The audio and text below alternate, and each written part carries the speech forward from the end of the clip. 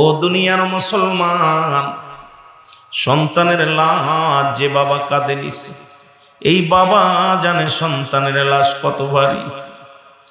যে সন্তান তার বাবার লাশটা কাঁদে নিছে, সেই বাবা সন্তান জানে বাবার লাশটা কত ভারী। সন্তান জানে যেমন বাবাও জানে ছেলের লাশটা কত ভারী। লাশ বহনকারী ব্যক্তি জানে পৃথিবীর মধ্যে লাশটা কত ভারী। মানুষের মৃত্যু হয় দুইটা টাইমে, একটা হলো রাতের বেলা, একটা হলো দিনের বেলায় গো। ও দুনিয়ার মানুষ শোনো, দুইটা টাইমে মানুষের মরণ হয়, একটা হলো রাতের বেলা, একটা হলো দিনের বেলা। আল্লাহ দিন শুরু করেছে নামাজ দিয়া, রাত শুরু করেছে নামাজ দিয়া। দিনের শুরু হলো ফজর। বান্দা আজকে মুসলমান বলে দাবি করো, কেউ সুন্নি বলে দাবি করো, কেউ ঈমানদার বলে দাবি করো। ফজরে 2 রাকাত সুন্নাত নামাজ তুমি আদায় করলা,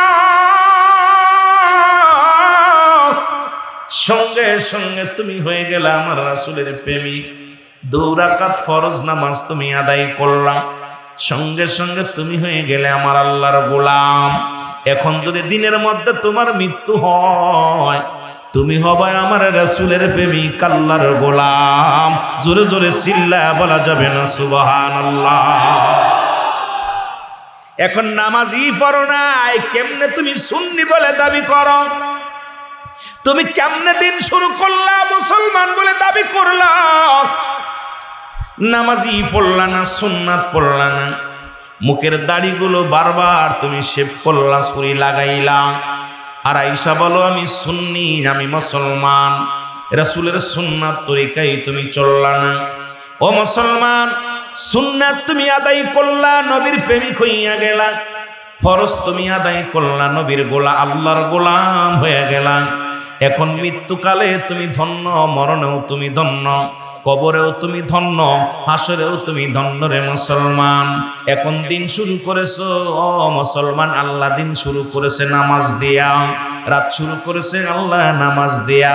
রাতের শুরু হলো মাগরিব, 3 রাকাত ফরজ নামাজ বান্দা তুমি আদায় করলাম, সঙ্গে সঙ্গে তুমি হয়ে গেলে আমার আল্লাহর গোলাম।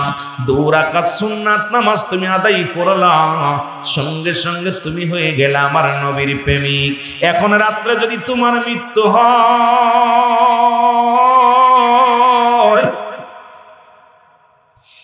ও দুনিয়ার মানুষ শোনো, রাত্রে যদি তোমার মৃত্যু হয়, তোমার মৃত্যুটা হবে আমার রাসূলের প্রেমিক, আল্লাহর গোলাম। জোরে জোরে চিল্লায়া বলা যাবে না সুবহানাল্লাহ? আমার নবী ডাক দিয়ে কয়, সাহাবীরা রে, তোমরা কি আমার সাথে কেউ জান্নাতে যেতে চাও? আমি আলোচনা এখনো শুরু করি না, আমি আস্তে আস্তে যে আলোচনার মধ্যে যাই। নবী বললেন, সাহাবীরা রে, তোমরা কেউ কি আমার সাথে জান্নাতে যেতে চাও? সাহাবীরা বললেন, ইয়া রাসূলুল্লাহ, ইয়া হাবিবাল্লাহ, কে বানা চায়? নবী বললেন, সাহাবীরা শোনো, যে ব্যক্তি 5 ওয়াক্ত সালাত নামাজ সময় মতো ওক্ত মতো আদায় করতে পারবে, আমি নবী ওয়াদা করলাম, আমি নবী তোমাদের সঙ্গে কথা বললাম, তোমাদেরকে কথা দিলাম, ইয়াউমুল কিয়ামতের ময়দানে আমি নবী তোমাদের সঙ্গে করে জান্নাতে নিয়ে যাব। এখন রাসূলের সঙ্গে কে কে জান্নাতে যেতে চান একটু হাত দুগুলো তালে দেখা। আল্লাহু আকবার। এখন নবীর সঙ্গে যদি জান্নাতে যেতে চাই, তাহলে আমার নবী বললেন, সাহাবীরা রে, 5 ওয়াক্ত ফরজ নামাজ, 5 ওয়াক্ত সালাত সময় মতো মতো যদি কোনো ব্যক্তি আদায় করতে পারে, আমি নবী তার হাত ধরে জান্নাতে নিয়ে যাব। এখন নামাজ যারা পড়বে রাসূলুল্লাহর সঙ্গে তারা জান্নাতে যাবে, নামাজ যারা পড়বে না, আদায় করবে না, নবীজির সঙ্গে যাইতে পারবে না।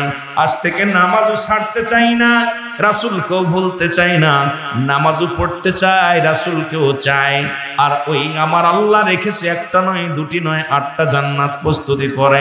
আল্লাহ কয়, ইমানদার মুমিনের জন্য আমি রেখে দিলাম লিল মুমিনিন। আল্লাহ কয় মুমিনদের জন্য প্রস্তুতি করে রাখলাম, একটা নয় দুটি নয়, 8টা জান্নাত। জোরে জোরে চিল্লায় বলো সুবহানাল্লাহ। আল্লাহর নবীর একজন সাহাবী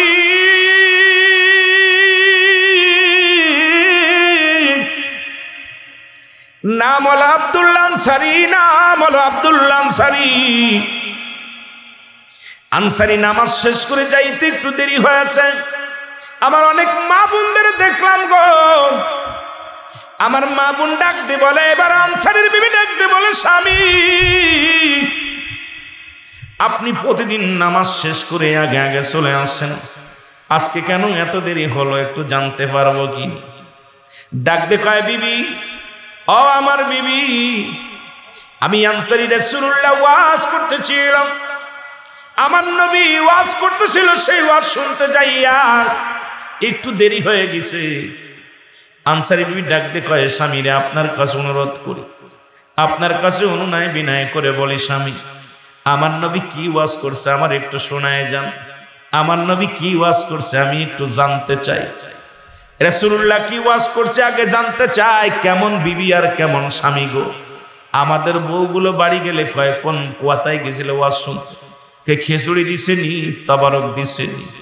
কয় এত রাত হলো ওয়াজ শুনি, আবার কোথাও গেছিলেনি, কোন জায়গায় কোনো গল্প করতে গেছিলে কিনি? কিন্তু আমার আব্দুল্লাহ আনসারীর বিবি ডাকতে বলেন, প্রাণের স্বামী আল্লাহর নবী কি ওয়াজ করছে একটু জানতে চায়। আনসারী বলে, বিবি রে আমার নবী ওয়াজ করছে, কোন ব্যক্তি যদি 5 ওয়াক্ত সালাত, 5 ওয়াক্ত নামাজ সময় মতো ওক্ত মতো আদায় করতে পারে, নবী নাকি তারে হাত ধরে জান্নাতে নিয়ে যাবে। সুবহানাল্লাহ। বিবি ডাকতে বলে, স্বামী আমি আপনার কাছে বালাখানা চাই না, বাড়ি চাই না, গাড়ি চাই না, আমি একটা নারী হয়ে আপনার কাছে দাবি করব, আপনি একটু আমার একটু সুযোগ দিবেন, আমিও যেন সময় মতো ওক্ত মতো 5 ওয়াক্ত নামাজ আদায় করতে পারি। জোরে জোরে চিল্লা বলা যাবে না সুবহানাল্লাহ। এর রাহমাতাল লিল আলামিন, আপনি উম্মতের জাবিন, গুনাহগারের অতি আপনজন, আল্লাহর নবী মায়ার নবী, আপনি নবী আমার জীবনের জীবন, বলেন আপনি নবী আমার। কষ্ট হচ্ছে আপনাদের? মহব্বতে বলেন আপনি নবী আমার জীবনের। এর রহমাতাল লিল আলামিন, আপনি উম্মতের জাবিন, গুনাহগারের অতি আপনজন, আল্লাহর নবী মায়ার নবী গো, আপনি নবী আমার জীবনের জীবন, বলেন আপনি নবী আমার। এ দুনিয়ার মুসলমান,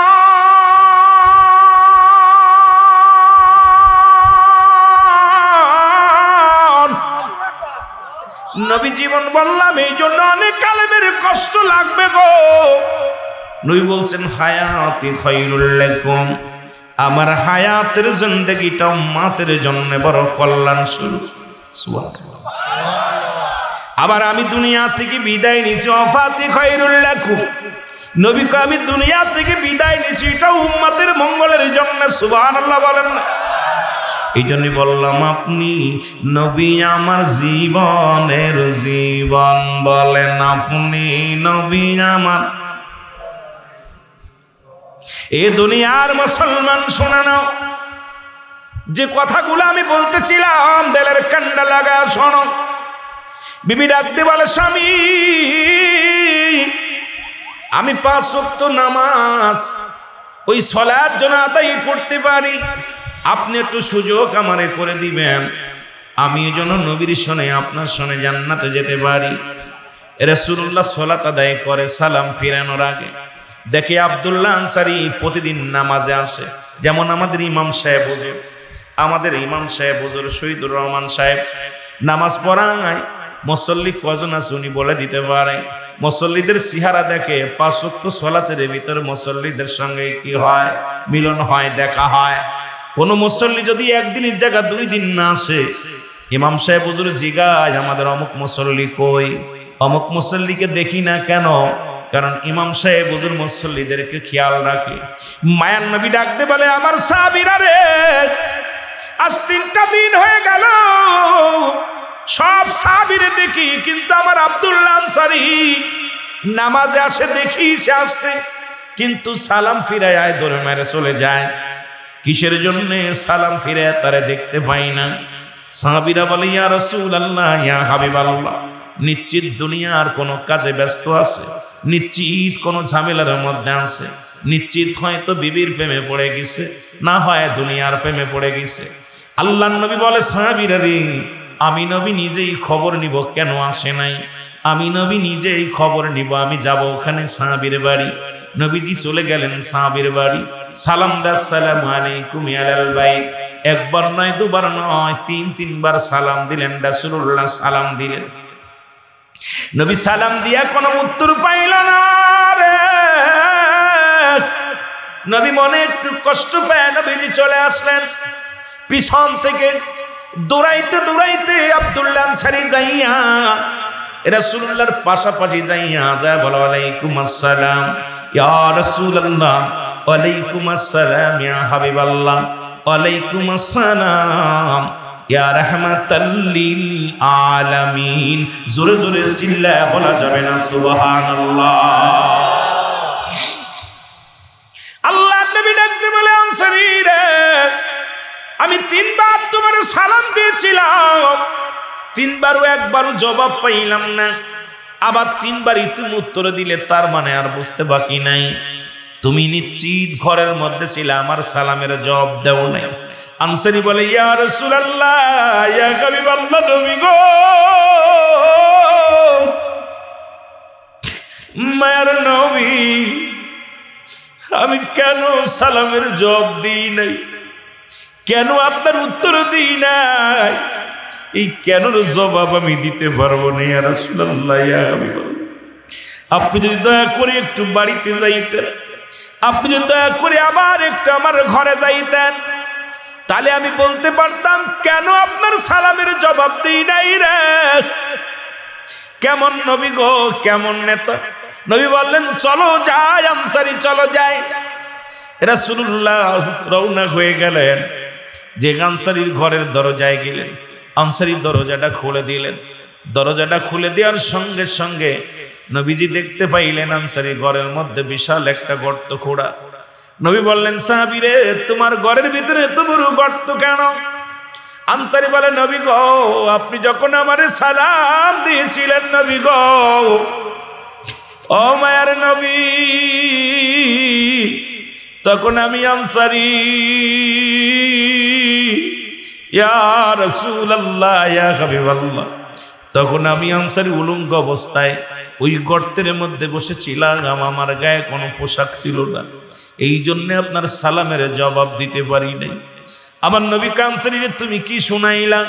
আনসারী বলে, নবী গো, আপনার কাছ থেকে যখন ওয়াজ শুনে বাড়ি আসলাম, আমার বিবি আমার হাতটা ধরে ডাকতে বলে, স্বামী,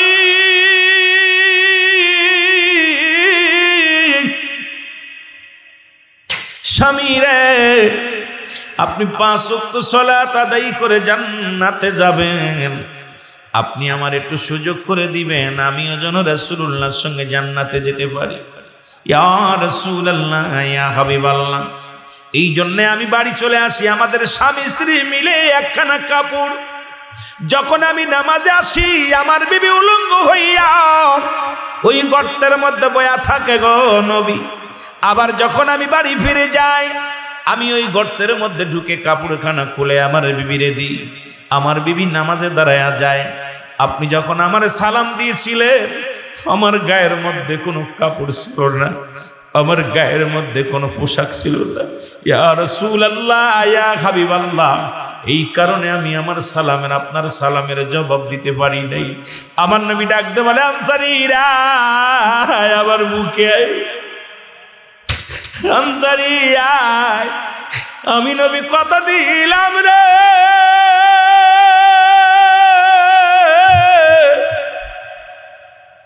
ইয়াউমাল কিয়ামতের ময়দানে আমি নবী তোদেরকে সঙ্গে করে জান্নাতে নিয়ে যাব। আমার রংপুরের বাজানেরা শোনো, এই রংপুরের জমিনে এমন কোন গরিব নাই যার এক টুকরা কাপড় রংপুরের জমিনে যে ভিক্ষা করে খায় তারও 2-3টা পোশাক আছে রে মুসলমান। আজকে নামাজ এই ওয়াজ করব কার কাছে যে রে মুসলমান? একমাত্র কাফের এবং মুসলমানদের মধ্যে পার্থক্য হলো নামাজ। কাফেররা নামাজ ছেড়ে দেয়, মুসলমানরা নামাজ ধরে। আজকে মসজিদ বাড়ছে, মাদ্রাসা বাড়ছে, আলেম বাড়ছে, ইমান বাড়ে নাই। নামাজি যদিও বেড়েছে, ইমানদার মুসল্লির খুব অভাব। জোরে জোরে চিল্লায় বলেন ঠিক কিনা? এক টুকরা কাপড় দিয়া নবী সাহাবী স্বামী স্ত্রী নামাজ পড়েছে, একটা কাপড় দিয়া। আর আমার রংপুরের জমিনে সবচেয়ে যে গরিব তার 2-4টা টুকরা কাপড় আছে। আল্লাহর কাছে কি জবাব দিবেন বলেন? নামাজ। ইমাম সাহেব বুঝলি যে শীতের সময় আসতেছে, মসজিদের ইমাম সাহেব 2জন হাতে গুনে গুনে 2-4 জন পাবে। এখন ইমাম সাহেব কইব কি, ইমাম মসরি মজ্জেম সাহেব আজান কি একটু দেরি করে দেওয়া হইল না? কই না ভাই, আজান তো ঠিকই দিছিলাম, মুসল্লি কই? লেফের ভিতরে গেলে, কম্বলের ভিতরে গেলে আর উঠতে মনে চায় না। যে দেশে গেলে মানুষের হিসাব হয়, যে দেশে গেলে মানুষ আর কোনোদিন ফিরে আসে না, আমরা সেই দেশের যাত্রী বসেছি জান্নাতের বাগানে। বান্দা যখন রিয়াজুল জান্নাহ বেহেশতের বাগানের উদ্দেশ্যে বাড়ি হতে রওনা দিয়েছে, প্রতিটা কদমে কদমে আমার আল্লাহ তাআলা সগীরা গুনাহগুলো মাফ করে দিয়েছে। জোরে বলা যাবে না সুবহানাল্লাহ? কি গুনাহ মাফ হইছে? আসতে কইতেননি, কি গুনাহ মাফ হইছে? রংপুরের ভাষা আর খুলনার ভাষা এক নয়, রংপুরের ভাষা আর মাগুরার ভাষা এক নয়। এক দেশের গালি এক দেশের বলি। আমার আল্লাহ তাআলা প্রতিটা কদমে কদমে বান্দার জিন্দেগির সগীরা গুনাহ মাফ করে দিয়েছে। এ মুসলমান, আমরা শুধু সগীরা গুনাহ করি নাই রে, পদে পদে করেছি কবিরা গুনাহ। নামাজ ছেড়ে দিয়া কবিরা গুনাহ, মিথ্যা বলা কবিরা গুনাহ, বেগানা মহিলার সঙ্গে দেখা দিয়া কবিরা গুনাহ, বেগানা পুরুষের সঙ্গে দেখা দিয়া কবিরা গুনাহ। এখন যদি ফতুয়া দিই, বাংলাদেশের 90% আলেম আক্তা পড়ে যাবে। কারণ বেগানা মহিলার সঙ্গে একই কাতারে চাকরি করে, একই জায়গা অফিস করে, আবার লম্বা লম্বা ওয়াজ করে। মুসলমান শুনে নাও, বেগানা নারী চেহারা দেখা হারাম। যাদেরকে বিয়ে করা হারাম তাদের সঙ্গে দেখা দিয়া হারাম। যাদেরকে বিয়ে করা মুসলমান যা হারাম, তাদের সঙ্গে দেখা দিয়া মুসলমান কি জায়েজ? এখন বুঝতে হবে, আমার দেশের মুসলমান বাবারা বেগানা মহিলার সঙ্গে দেখা দিয়া হারাম, কবিরা গুনাহ। মিথ্যা বলা কবিরা গুনাহ, বেগানা পুরুষের সঙ্গে দেখা দিয়া কবিরা গুনাহ। মুসলমান নামাজ ছেড়ে দিয়া এই সমস্ত কবিরা গুনাহ। এত গুনাহ করছ মুসলমান, বলতেছিলাম জীবন জীবন নয়, এমন একটা জীবন আসবে যে দেশে গেলে মানুষের বিচার হয়, যে দেশে গেলে মানুষের হিসাব হয়, সেই দেশে সকলেরই যা লাগবে কি লাগবে না? জোরে বলেন, লাগবে কি লাগবে না? এ দুনিয়ার মুসলমান শুনে নাও, আল্লামা কুতুবী রাহমাতুল্লাহ বায়ান করে, দুনিয়ার মানুষ শোনো, বান্দা যখন রিয়াজুল জান্নাহ বেহেশতের বাগান নের সংবাদ শুনতে পায়, ওই জান্নাতের বাগান খানা করে ধরে বান্দা যখন কবরের ভয়ে, জাহান্নামের ভয়ে বান্দা যখন খাস্তওবা করে আল্লাহ বলে ডাক দেয়, আমার আল্লাহ বান্দার জীবনের দরিয়া দরিয়া গুনাহগুলো মাফ করে দেয়। জোরে বলা যাবে না সুবহানাল্লাহ? একটু মহব্বতের সঙ্গে দুরূদ শরীফ পড়েন, আল্লাহুম্মা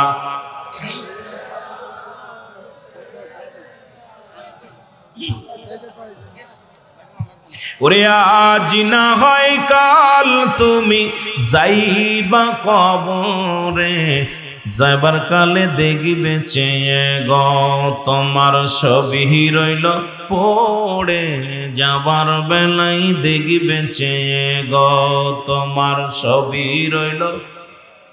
একটু মহব্বতে বলেন, যাবার কালে দেখবে চেয়ে। এর ঘর করলা বাড়ি করলা ছবি যাইবা সে রে, তোমারও তো যাইতে হবে রে বাইরে অন্ধকার কবরে, তোমারও তো যাইতে হবে রে। বলো আজ না হয় কাল তুমি, আজ না হয় কাল তুমি যাইবা কবরে, যাবার কালে দেখবে চেয়ে গো তোমার ছবি রইল পড়ে, যাবার বেলায় দেখবে চেয়ে। ও ভাই দাদাই গিয়েছে, ও বাবাই গিয়েছে, কেউ আসলো না ফিরে, তোমার তো যাইতে হবে রে যেদিন আজরাইল আসিবে, তোমার তো যাইতে হবে রে। জোরে বলো মারহাবা। এ দুনিয়ার মুসলমান,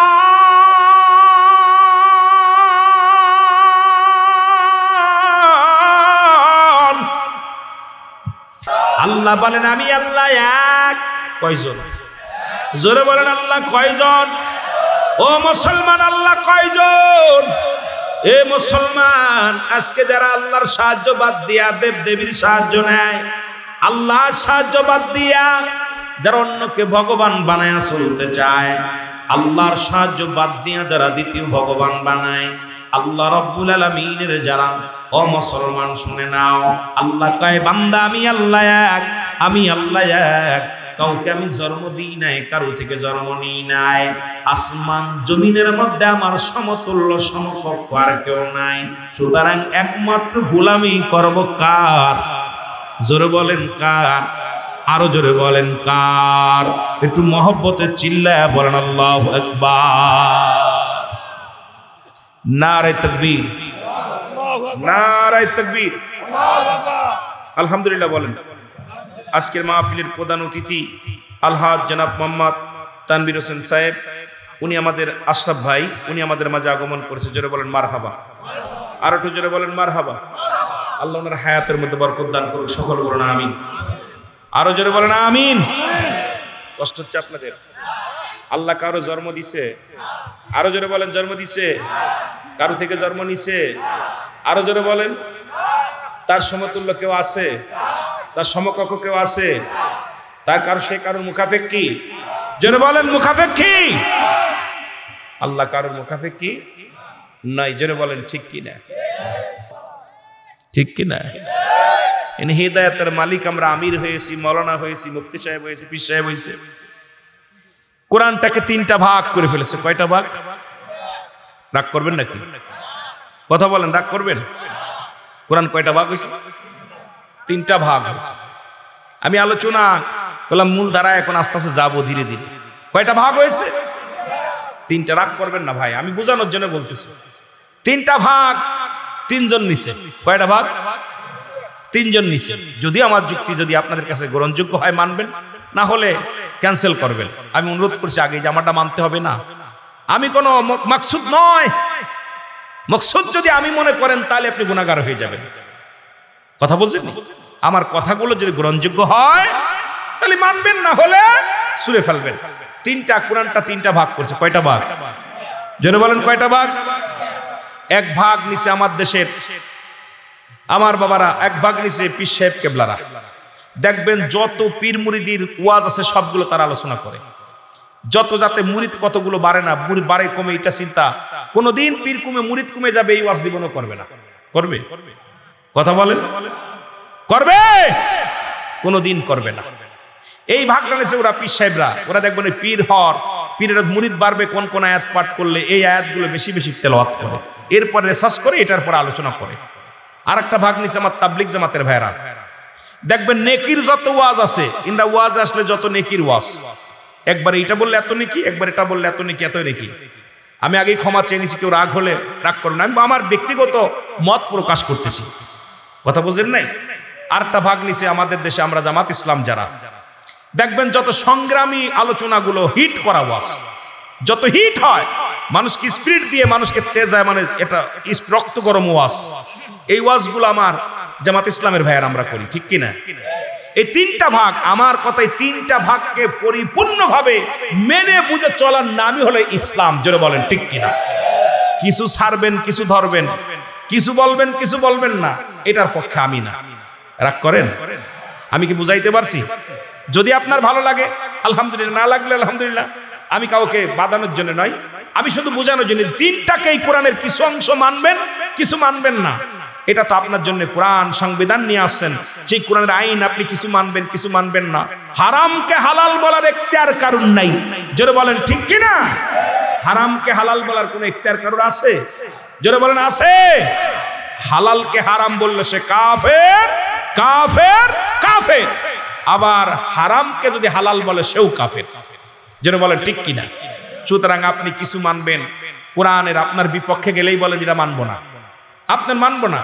মানতে হবে, এর ভিতর সংবিধান সব দেওয়া আছে, কেমন রাজনীতি, কেমন পেটনীতি, কেমনে ব্যবসা করো, কেমনে সংসার করো, কেমনে জীবনযাপন করো, সব কোরআনে দেওয়া আছে। আপনি কিছু মানবেন, কিছু মানবেন না, এটার নাম ইসলাম হতে পারে?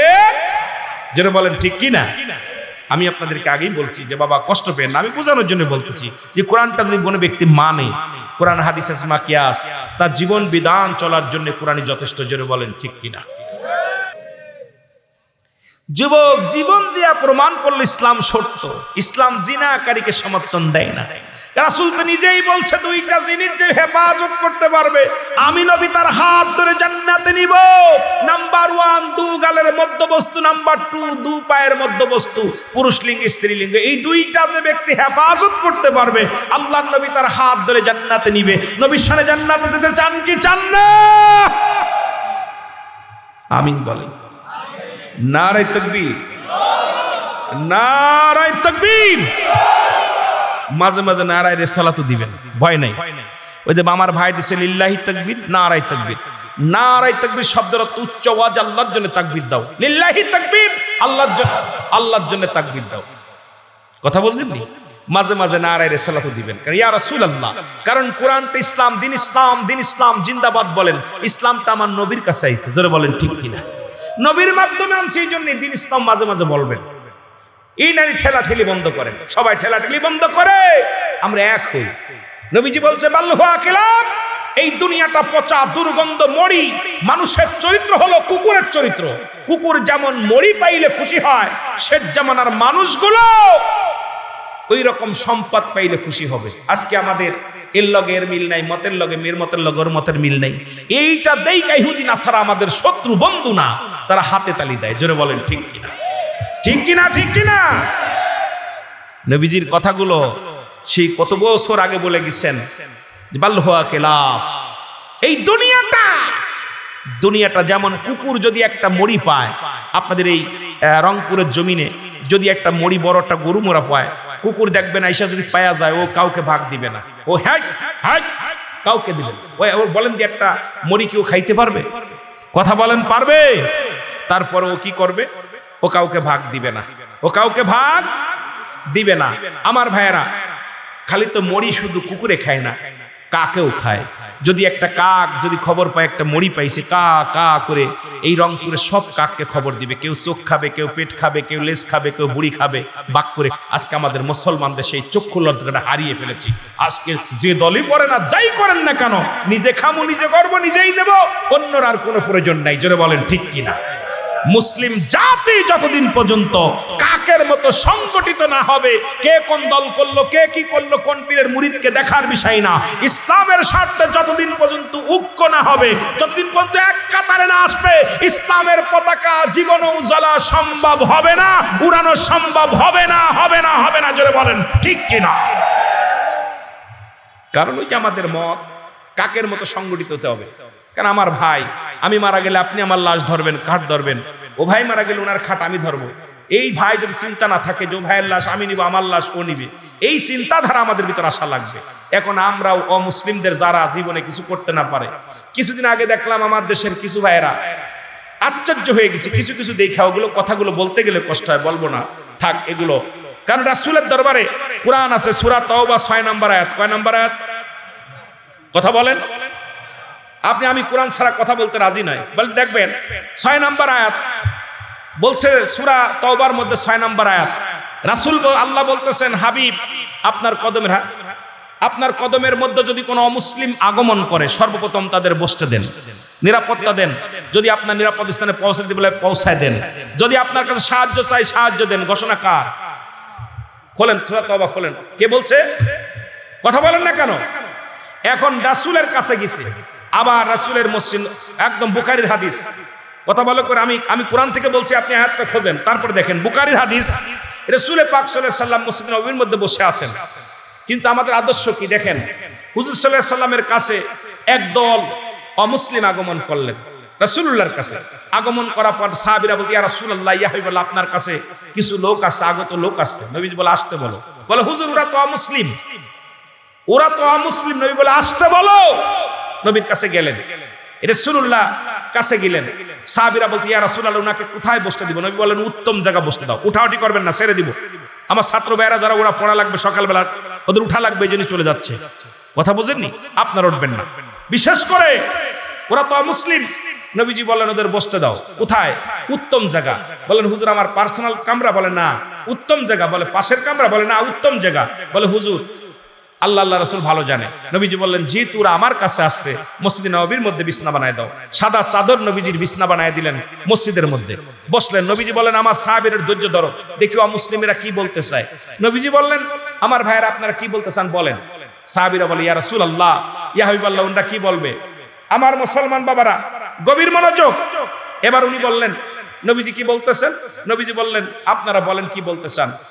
এইবার অমুসলিমেরা বলতেছে, ইয়া রাসূলুল্লাহ, ইয়া হাবিবাল্লাহ, আমরা কিচ্ছু বলতে চাই না, যে আমরা অমুসলিম হয়ে আপনার কদমের মধ্যে জায়গা পেয়ে গেছি।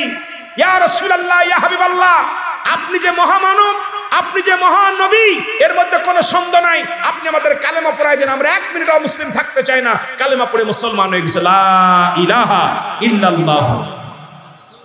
আমরা তাদের মন্দির পাহারা দিছি, একটাও কালেমা পড়বে না। জোরে বলেন ঠিক কিনা? আপনি আমি লেখেন ভালো করে, যাদের মন্দিরগুলো পাহারা দিছি আমরা দাঁড়িয়ে পড়ে টুপি মাথায় দিয়ে, একটাও কালেমা পড়বে না। জোরে বলেন ঠিক কিনা? লেখে নেন আমার কথা, লেখে নেন। কোন মুসলিম কোনদিন আপনার বন্ধু হতে পারে না।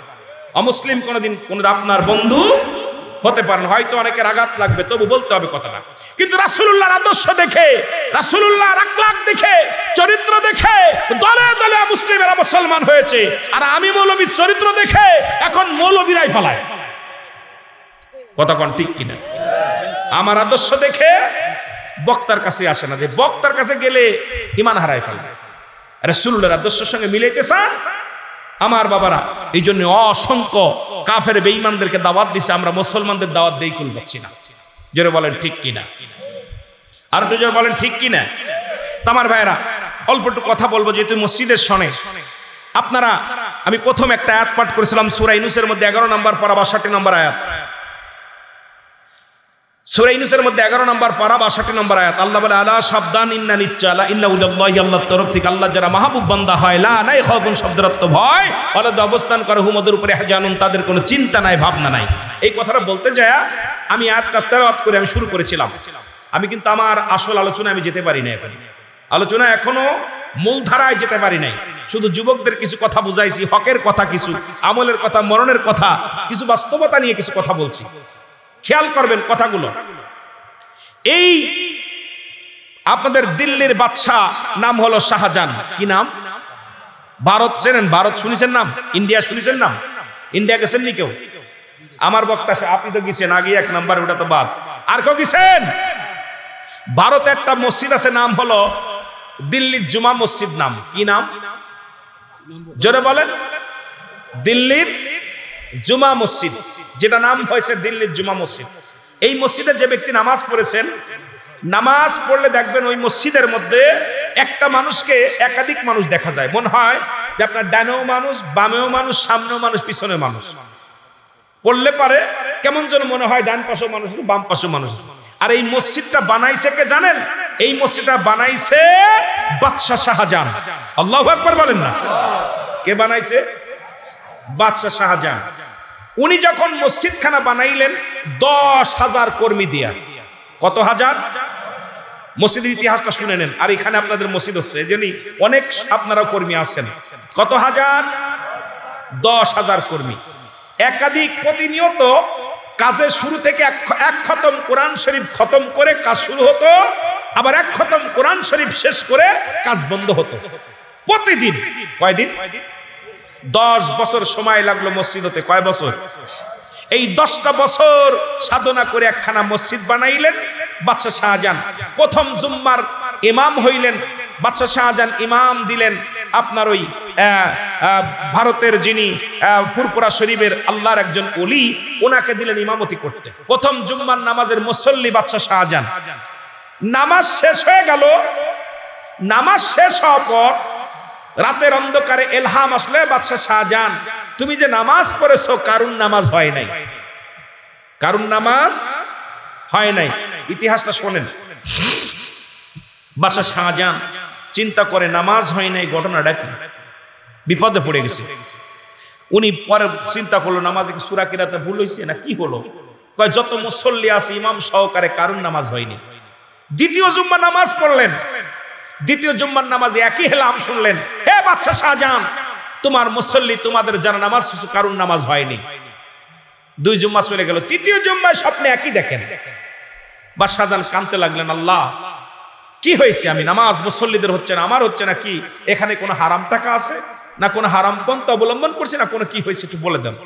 এলহামের মাধ্যমে শুনতে পালো, ও বাদশাহ শাহজাহান রাত্রের জন্য কে বলতেছে? বাদশাহ শাহজাহান, শরিয়াতের কিবলা হলো কাবা, দুজানের কিবলা রাহমাতাল লিল আলামিন, মুনাজাতের কিবলা আরশ আজিম। আপনি নামাজ পড়তেছেন কিবলা শর্ত করে, কিন্তু আপনার মসজিদের কিবলা নির্ণয় ঠিক হয় নাই। যতদিন পর্যন্ত আপনি সোজা হয়ে দাঁড়াতে না পারবেন, কিবলা সোজা যদি আপনি ওই কিবলা যদি নির্ণয় ঠিক না হয়, যতদিন পর্যন্ত মানুষ নামাজ পড়বে কারণ নামাজ হবে না। আল্লাহু আকবার বলেন। আইরে রংপুরের মানুষ কত ভাগ্যবান। আল্লামা কুতুবী রাহমাতুল্লাহ বয়ান করো, দুনিয়ার মানুষ এত অন্যায় করেছো যখন বান্দা অনুশোচনা হয়। কারণ এই বান্দার ভিতরে ভয় ঢুকছে আমার মরতে হবে, এই বান্দার ভিতরে ভয় ঢুকছে আমার কবরে শুইতে হবে, এই বান্দার ভিতরে ভয় ঢুকছে আমার জীবন শেষ। এই বান্দা যখন খাস তওবা করে, কিয়ামত পর্যন্ত কোনো নবী আসবে না, কিয়ামত পর্যন্ত নবীদের দরজা বন্ধ, কিয়ামত পর্যন্ত আর কোনো নবী আইতো না। বান্দা যখন খাস তওবা করে আল্লাহ বলে ডাক দেয়, আমার আল্লাহ তাআলা বান্দার জিন্দেগীর সব গুনাহ মাফ করে দেয়। সুবহানাল্লাহ। ও ভাই, জান্নাতের বাগানে আসলে লাভ কি লস? জোরে বলেন লাভ কি লস? এই জান্নাতের বাগানে আসার দরকার আছে কি? আমার বক্তা কোনো মুখ্য উদ্দেশ্য নয়, পীর কোনো মাকসুদ নয়, বক্তা কোনো মাকসুদ নয়, হাজী সাহেব কোনো মাকসুদ নয়, মদিনা শরীফ কোনো মাকসুদ নয়, কাবা শরীফ কোনো মাকসুদ নয়। মাকসুদ হলো স্বয়ং আল্লাহ। জোরে বলেন ঠিক কিনা? আর একটু জোরে বলেন ঠিক কিনা? এই মাহফিলে কেউ কোন বক্তা কি ওয়াজ করলো দেখার বিষয় না। আমার মূল উদ্দেশ্য হলো আমার মওলা, যেটা ধরার দরকার ধরবো, যেটা ছাড়ার দরকার ছাড়বো, বাকিটাকে দেখবো কে? আল্লাহ। এই জন্য মানুষের যেহেতু 2টা টাইমে মরণ হয়, একটা হলো রাতের বেলা, একটা হলো দিনের বেলা। আমরা দিন শেষ করেছি, রাতও শুরু করেছি, রাত প্রায় 11টা বাজতে চললো। আমরা একটু খাস তওবা করি। আস্তাগফিরুল্লাহ রাব্বি মিন কুল্লি যামবি ওয়া আতুবু ইলাইহি লা হাওলা ওয়ালা কুওয়াতা ইল্লা বিল্লাহিল আলিয়্যিল আযীম। লা ইলাহা ইল্লাল্লাহু মুহাম্মাদুর রাসূলুল্লাহ সাল্লাল্লাহু আলাইহি ওয়াসাল্লাম। তওবাকারী আল্লাহর কাছে প্রিয় হয়ে যাবে, কারণ তওবা বেশি বেশি করতে হবে। ঠিক কিনা? আরো জোরে বলেন ঠিক কিনা? এর কত গুনাহ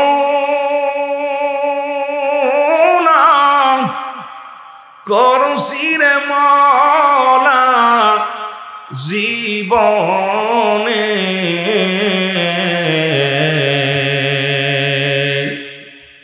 মাফ করে দেন আজকের তাফসীর মাহফিলের খাতিরে।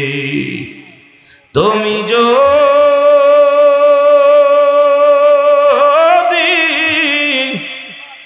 মাফ না করো আল্লাহ বান্দারে,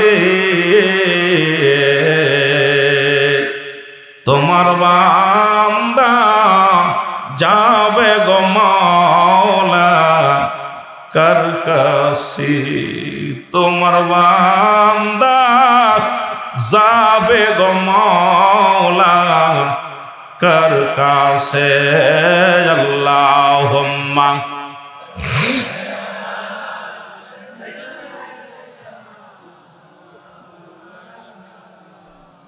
ওয়ালা আলি সাইয়্যিদিনা। এ দুনিয়ার মুসলমান,